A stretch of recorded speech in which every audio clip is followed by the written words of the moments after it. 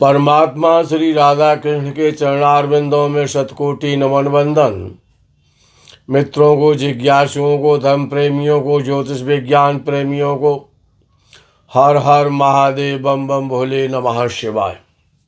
मित्रों, ज्योतिष शास्त्र में कौन व्यक्ति क्या काम करेगा, शिक्षा के क्षेत्र में जाएगा, सेना के क्षेत्र में जाएगा, व्यापार के क्षेत्र में जाएगा, राजनीति के क्षेत्र में जाएगा, अनेकानेक प्रकार से अनेकानेक क्षेत्रों में जाने वाले योग पाए जाते हैं। हम चर्चा कर रहे हैं स्पोर्ट्स की, और स्पोर्ट्स में भी जो खेल सबसे ज़्यादा प्रिय और चर्चित है, जिसका नाम है क्रिकेट। लोग प्रायः सोचते हैं, बच्चे भी सोचते हैं, बच्चे खेलने जाते हैं, पढ़ने में मन नहीं लगाते हैं। माता पिता ज्योतिषी के पास जाते हैं तो पूछते हैं, क्या हमारा बेटा क्रिकेट में सफलता प्राप्त कर सकता है कि नहीं कर सकता है, हमारा बच्चा क्रिकेट में अपना कैरियर बनाएगा कि नहीं बनाएगा। तो आज आपके साथ क्रिकेट की चर्चा को लेकर के चर्चा करनी है कि व्यक्ति या कोई बच्चा कब क्रिकेटर बनता है, वो कौन से योग होते हैं जन्म कुंडली में। तो क्रिकेट जगत में सफलता पाने के लिए सबसे पहले नंबर पर आता है मंगल ग्रह, क्योंकि मंगल बहुत पावरफुल ग्रह है। ग्रहों में मंगल पावर हाउस है। उससे ज़्यादा पावर खेल के लिए, उत्साह के लिए और चंचलता के लिए, पराक्रम के लिए, क्योंकि खेल में साहस की आवश्यकता होती है, शरीर में शक्ति की जरूरत पड़ती है और साहस और लड़ने की आवश्यकता होती है। जुझारूपन होना चाहिए, तो वो मंगल में है, क्योंकि मंगल सेनापति है। सेना में सेनापति इसीलिए सबसे ज़्यादा मजबूत सेनापति होता है, इसीलिए वो उसको पद दिया जाता है। उसके बाद आती है रणनीति। अब ताकत भी चाहिए खेलने के लिए, भागने के लिए, दौड़ने के लिए। अब बुद्धि भी चाहिए खेलने के लिए। तो बुध जो है वो रणनीति बनाता है, क्योंकि बुध बुद्धि का कारक है। तो बुध का मजबूत होना बहुत जरूरी है। बुध भी बली होना चाहिए। और आता है सूर्य। भाई, आप खेल तो खेल रहे हैं, मेहनत पूरी कर रहे हैं, पूरी रणनीति से बुद्धि को लगाते भी हैं, लेकिन अगर सूर्य अच्छा नहीं है जब तक, अर्थात सूर्य को भी अच्छा होना चाहिए। क्यों, जो आपका खेल जगत में, क्रिकेट के क्षेत्र में जो नाम रोशन होगा, नेम फेम आपका होगा, तो नेम फेम का जो कारक है वो सूर्य है, जो आपका नाम रोशन कराएगा। तो पहला ग्रह है मंगल, जो कि साहस पराक्रम आप में होना चाहिए, वो बली होना चाहिए। बुध अच्छा होना चाहिए, क्योंकि वो रणनीति देता है, बुद्धि देता है खेलने की। फिर आता है सूर्य, तो आपको प्रतिष्ठा चाहिए, आपका नाम होना चाहिए। तो मंगल, बुध और सूर्य, ये कुंडली में सबसे पहले चेक करने चाहिए जिनको भी क्रिकेट क्षेत्र में जाने की आवश्यकता है, जो क्रिकेट खेल जगत में खेलना चाहते हैं। अब भावों में देखते हैं तो भाव कौन कौन से होते हैं। तो पहले नंबर पे आता है तीसरा भाव, थर्ड हाउस।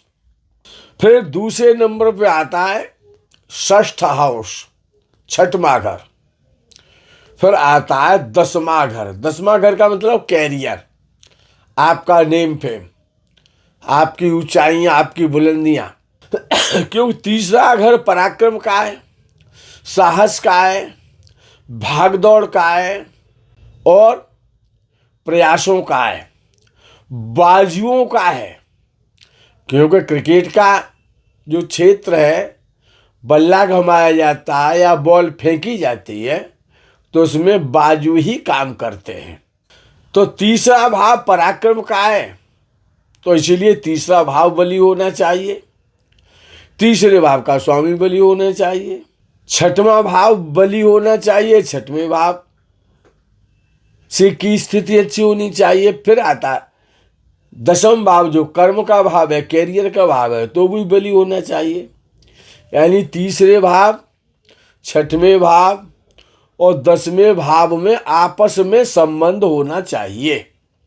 3, 6 और दसम का आपस में संबंध भी परमावश्यक है। मंगल मेष राशि का हो या उच्च राशि का हो, मकर का हो, या फिर स्वराशि का तो हो, वृश्चिक का हो, तीसरे भाव में हो, छठवें भाव में हो या फिर 10वें भाव में हो, मंगल हो। केंद्र या त्रिकोण में भी काम करता है, लेकिन तीसरा, छठवें, 10वें भाव में सबसे ज्यादा जो कार्य करता है मंगल, वो 3rd हाउस में करता है और 10वें भाव में करता है। 6वें भाव का भी अच्छा माना जाता है। फिर आता है शनि और राहु। शनि और राहु, क्योंकि ये 6वें भाव के कारक हैं। 6वां भाव क्या है कि वो लड़ने की शक्ति है, मेहनत करने की शक्ति है, झगड़ा करने की शक्ति है, यानी कि प्रतियोगिता का भाव है 6वां भाव। तो ये अगर तीसरा, 6वां, 10वां भाव बली है, मंगल अच्छा है, बुध अच्छा है, शनि और राहु भी अच्छे हैं, सूर्य अच्छा है, तो आपको क्रिकेट जगत में जाना चाहिए, अपने बच्चे को भेजना चाहिए। पहले पूरी तरह इनका निरीक्षण कराइए। उसके बाद आता है कि मंगल का संबंध 10वें भाव से भी होना चाहिए। मंगल बलवान होकर के, शक्तिशाली होकर के 10वें भाव में हो या 10वें भाव पर दृष्टि डाले, तो स्पोर्ट्स में अपार सफलता के चांस होते हैं। और 10वें भाव पर दृष्टि 7वें भाव में भी बैठ करके डालेगा, 4th भाव में भी बैठ करके डालेगा और 3रे भाव में भी बैठ करके डालेगा। मंगल का संबंध बलवान मंगल का संबंध 10वें भाव से होना चाहिए, तो बहुत अपार सफलता देता है।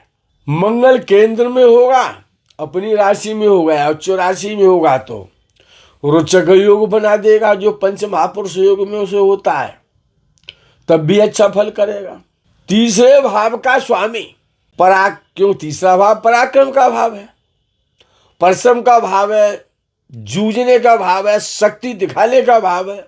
ये तीसरे भाव का स्वामी केंद्र या त्रिकोण में हो तो खिलाड़ी को जुझारू बनाता है, मेहनती बनाता है और एफर्ट करने वाला बनाता है। शनि मंगल का संबंध होना बहुत जरूरी है। मंगल शनि से 5वें भाव में हो, मंगल शनि से 5वें भाव में हो या फिर 9वें भाव में बलवान हो करके बैठा हो, तो क्रिकेट के क्षेत्र में सफलता मिलती है। फिर आते हैं कि क्रिकेट के क्षेत्र में पूरी ईमानदारी से काम भी नहीं होता, बड़ी चालाकी दिखानी पड़ती है, बड़ी चतुराई से काम लेना पड़ता है, सामने वाले को भांपना पड़ता है, पढ़ना भी पड़ता है। इसलिए राहु का भी बलवान होना बहुत आवश्यक है। राहु तीसरे भाव में हो या फिर 10वें भाव में हो। राहु को 2 भाव दिए हैं विद्वानों ने क्रिकेट के जगत में जाने के लिए, स्पोर्ट्स में जाने के लिए। राहु या तो तीसरे भाव में बैठे या फिर 10वें भाव में बैठे। जब इन भावों में बैठेगा तो व्यक्ति को निडर बनाएगा, निर्भीक बनाएगा, जुझारू बनाएगा। तो खिलाड़ी जब तक आक्रामक नहीं होगा, साहसी नहीं होगा, निडर नहीं होगा, डर के खेलेगा, तो कामयाबी से नहीं मिलेगी। इसलिए राहु तो बहुत साहस देता है, अहंकार भर देता है ना राहु।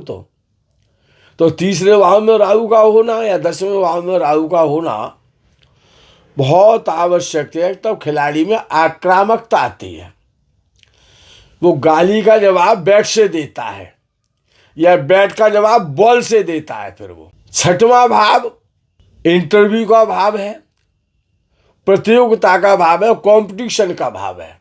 तो छठवें भाव और छठवें भाव का स्वामी या तो छठवें भाव में हो या छठवें भाव को देखे, तो जातक प्रतिस्पर्धा में विजय प्राप्त कराता है, वो कंपटीशन लड़ाता है।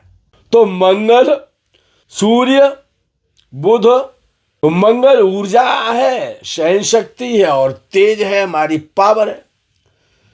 सूर्य नाम और प्रसिद्धि है, नेतृत्व है, मैनेजमेंट है। बुध चालाकी है, चपलता है, रणनीति है। चंद्रमा भी बलवान होना चाहिए। मानसिक यानी मन इतना मजबूत होना चाहिए कि पसीना आ जाए, टांग में फ्रैक्चर हो जाए, बाजू में फ्रैक्चर हो जाए, चोट लग जाए, लेकिन हम खेलेंगे। तो इसीलिए चंद्र का मन बहुत बली होना चाहिए, इसीलिए चंद्रमा बली होना चाहिए। लग्न और लग्नेश, इनसे ज्यादा इंपॉर्टेंट और कोई है ही नहीं। अब लग्न और लग्नेश मजबूत होंगे तो ये सारे योग सफलता देंगे, ये सारे योग बने रहे। लग्न और लग्नेश यदि मजबूत नहीं है, अच्छी स्थिति में नहीं है, शक्ति उनमें नहीं है, तो ये सारे योग फेल हो जाएंगे। इसीलिए सबसे पहले देखना है आपको लग्न और लग्नेश।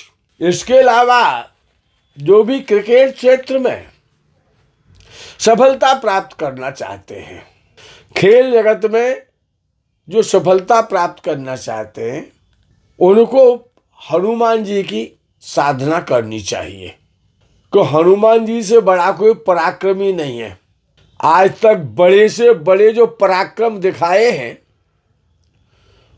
वो रुद्रावतार हनुमान जी के द्वारा ही वो चमत्कार देखे जाते हैं। वो मच्छर से भी छोटे बन सकते हैं स्थिति के आधार पर, और वो आकाश को भी स्पर्श कर सकते हैं, इतना विशाल का अपना शरीर बना सकते हैं। इसीलिए जो लोग क्रिकेट क्षेत्र में जाना चाहते हैं उनको नित्य हनुमान जी का दर्शन करना चाहिए और अंदर के वस्त्रों को रेड रखना चाहिए, रेड कलर, मंगलवार का कलर, साहस का कलर, डरावना कलर, डेंजर कलर माना जाता है ना, रेड लाइन है, तो रेड कलर। और मंगल अच्छा है, क्रिकेट में जाने की स्थिति की बात कर रहा है, तो मूंगा भी पहनना चाहिए। मूंगा ना पहने तो जो मंगल यंत्र होता है, ट्रायंगल में होता है, उसका कुमकुम आदि और रक्त पुष्पों से और नित्य पूजन करें। हनुमान चालीसा का पाठ करें, मंगल स्तोत्रों का पाठ करें। अगर योग है तो हनुमान जी की कृपा से, हनुमान जी की साधना से आपका नाम रोशन हो जाएगा। मित्रों, आज के प्रकरण में यही विराम करते हैं। अगले वीडियो को आप इंतजार करें। तब तक के लिए हर हर महादेव, बम बम भोले नमः शिवाय। जय गो माता की।